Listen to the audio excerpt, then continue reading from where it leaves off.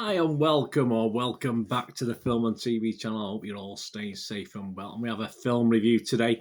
We're going to have a look at, Downton Abbey, A New Era, this is called. Yes, very interesting. I saw some of the pictures and I saw some of the film cameras, etc. I was a bit confused as to, obviously when you look closely, you can see that it's sort of old film stuff rather than new film stuff. So I was a bit confused by that, but it became perfectly clear. This was released, Downton Abbey, A New Year, in the UK on the 29th of April, but it's not due to be released in the United States until the 20th of May. So we've got one up on you from across the pond, so that's all good stuff. How's it rated? Well, the public like it, actually. Internet Movie Database, 7.6 out of 10. 822 scored it between 6 and 9. There's quite a few 10 out of 10s, which I've ignored, as you know, if you watch my blogs.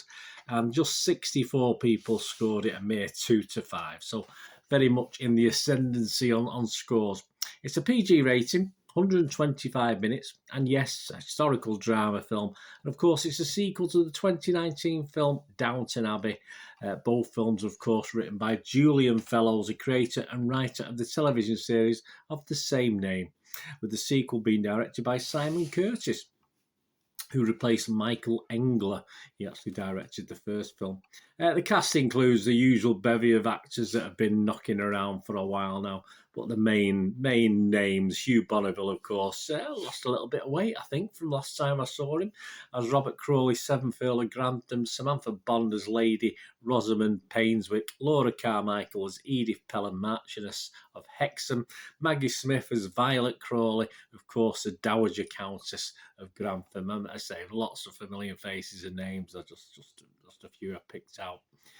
What's it about? Well, it's a follow-up to the 2019 feature, which obviously had the King and Queen visiting, didn't it, of Great Britain. Well, who else would it be of? Yeah, so that sort of follows on from there. And this time we get a visit to a bequeathed French villa. And a film company, yes, this is where the images come on, the promotional stuff. A film company descends on Downton to film out what starts out as a silent movie. Obviously, we're getting to that stage of that late 20s, early 30s, of course, where things started to change. And we got the talkies, didn't we? We started getting the talkies. So, obviously, that adds another little thing to the story. Rotten Tomatoes, how's it doing away from the public, say Internet Movie Database? About the critics, what did the critics think? Well, Rotten Tomatoes, 72% positivity, but it equates to 6.5 out of 10. So not bad. That's 47 critics have left a score or review, 34 fresh and 13 rotten. So a fair splinker of rotten, but obviously mostly fresh. And the consensus, while Downton Abbey's frothiness comes close to curdling, A New Era's familiar comforts will please long-time fans. It's sort of well summed up for me. That's what our consensus is, I suppose. Metacritic, the other critics, they weren't as overly impressed as Rotten Tomatoes. They only scored 57, average 57 out of 100. That was based on 15 reviewers, and it scored anywhere between 25 and 80 out of 100. I've sort of picked out 3 little reviews here that it sort of summaries, if you like. 1 low, 1 in the middle, and 1 at the top. And yes, this score 6 positive, 8 mixed, and 1 negative. Yeah, so usually 8 mixed. Yeah, again, I can't disagree too much. The lowest score on the page I looked at was the Rap's Nicholas Barber. He said it was disingenuous of the filmmakers to use the phrase "a new era" because the film relies wholly on its viewers' affection for characters and situations they have seen many times before. Yep.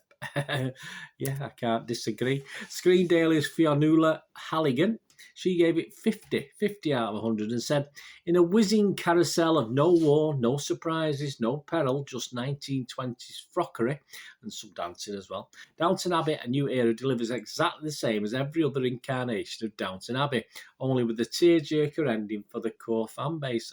Again, I can't disagree with that. And finally, let's look at a positive 80 out of 100 from the Telegraph's Robbie Collin. He likes it. And he said, we have to be able to enter the 1930s with our heads held high, Dockery says. Another hint that further Downtons may just keep roaring down the road, Fast and Furious style. But it's hard to believe that any could serve as better send-off than this.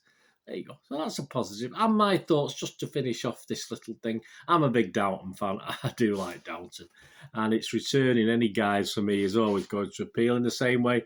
I'm a big Star Trek fan. And, even though Picard is getting a lot of stick in season 2, as it did in season 1, it's just the fact I'm with characters I know sort of makes the difference to me. And it's the same with Downton. As I say, it might lack certain things, but because I'm back in the bosom of familiar faces, then I do. But that appeals to me. That investment I've got in all these characters over the years, it's still there as it is with Star Trek, etc., etc., etc.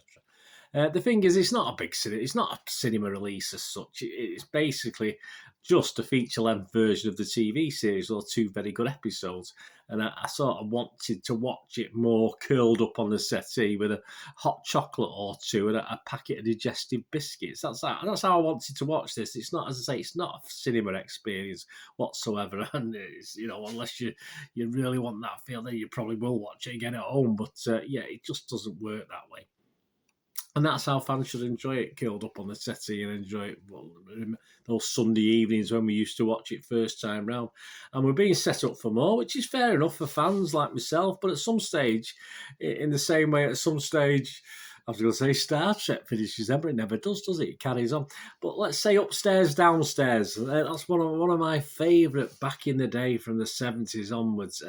Brilliant, love it. I watched it again a few years back. I'd probably watch it all again now, in all fairness. But like that comes to an end at some stage, doesn't it? It has to end. They have to knock it on the end and say, right, that's enough.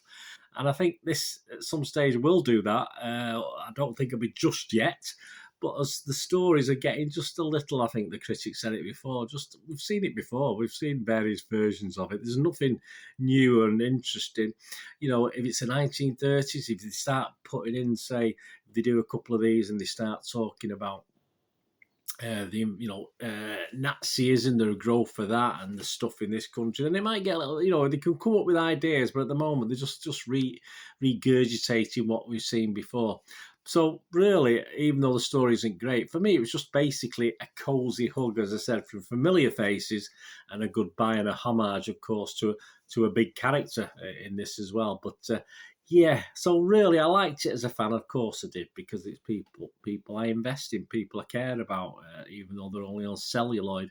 But I liked it as a fan. But as a cinema experience, it was a little bit unexciting, because unless they're going to sort of tweak the storylines a little bit going forward, put a bit of time travel in it, alternate dimensions, anyone?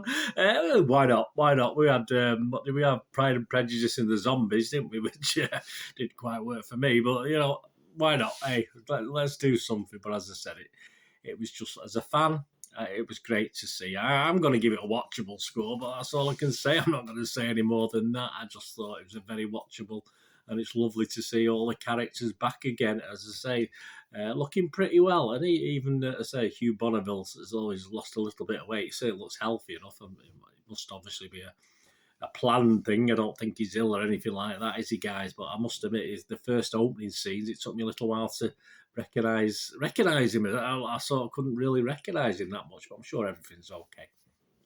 A warm hug for fans of Downton Abbey, but not much more than that in respect. So 6 out of 10 for me. Let me know what you think, guys. Am I being right? I mean, hopefully I'm I sort of resonate with what you think as well. If you are fans of Downton Abbey, as I say, I'll watch it as long as you produce it. But it certainly won't win over any new fans, that's for sure. As we get the same and same sort, as you say, the same sort of skullduggery and affairs and possible affairs and possible trysts and all this sort of thing that we've had it before.